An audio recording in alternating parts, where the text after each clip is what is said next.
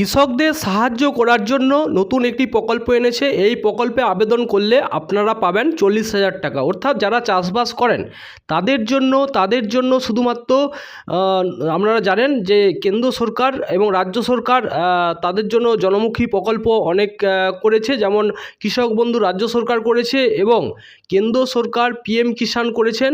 তো তাছাড়াও নতুন একটি কেন্দ্র সরকার স্কিম লঞ্চ করেছে, যেখানে আপনি ওই ক্রাইটেরিয়াতে যদি পড়েন তাহলে আপনি 40,000 টাকা আপনি কিন্তু সুবিধা পাবেন।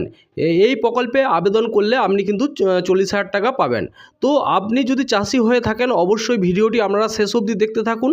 আর যারা আমার চ্যানেলে নতুন তাদেরকে বলবো চ্যানেলটিকে সাবস্ক্রাইব করে সঙ্গে থাকবেন। আর যারা সাবস্ক্রাইব করেছেন তাদেরকে অসংখ্য ধন্যবাদ। তো আপনাদের বলবো যে চাষবাসের জন্য অনেক স্কিম আছে, তারই মাঝে এটি একটি কেন্দ্র সরকার লঞ্চ করেছে কি না চাষিদের সাহায্য সরকারের।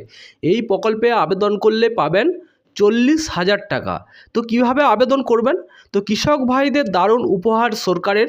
এই প্রকল্পে আবেদন করলে 40,000 টাকা আর্থিক অনুদান দিচ্ছে সরকার। কিভাবে এই প্রকল্পে আবেদন করবেন, কারা কারা আবেদন করতে পারবেন ও আবেদনের জন্য কি কি যোগ্যতা থাকা প্রয়োজন, কি কি ডকুমেন্টসের প্রয়োজন, আবেদন পদ্ধতি কি, সমস্ত এই ভিডিওতে আপনাদের দেখাবো।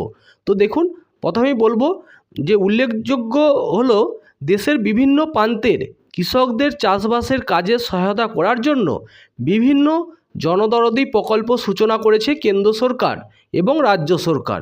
যেমন পিএম কিষাণ যোজনা এবং রাজ্য সরকারের আছে আপনার কৃষক বন্ধু, প্রধানমন্ত্রী ফসল বীমা যোজনা।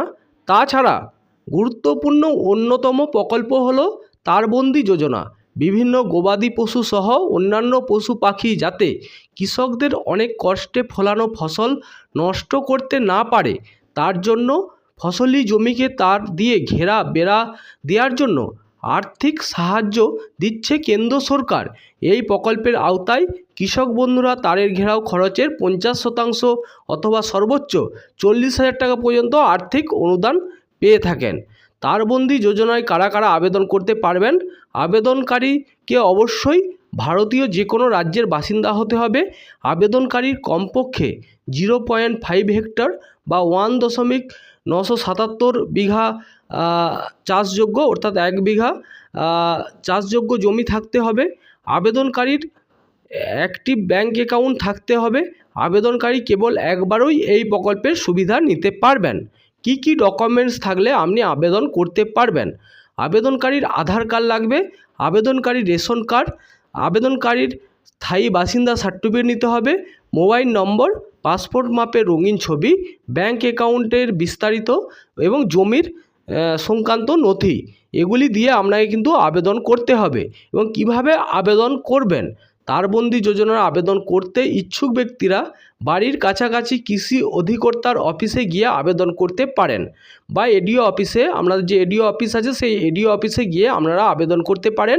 প্রথমে আপনার বসবাসের নিকটবর্তী কৃষি অধিকর্তার অফিসে গিয়ে এই সংক্রান্ত জিজ্ঞাসাবাদ সেরে ফর্ম তুলে নিন।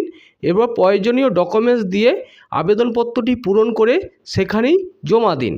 আপনি এই প্রকল্পের সুবিধা পাওয়ার যোগ্য কিনা তার যাচাইকরণ প্রক্রিয়া শেষ হলেই নির্দিষ্ট পরিমাণ প্রাপ্য টাকা অ্যাপ্লিকেশন ফর্মে উল্লেখিত আপনার ব্যাঙ্ক অ্যাকাউন্টে ক্রেডিট হয়ে যাবে।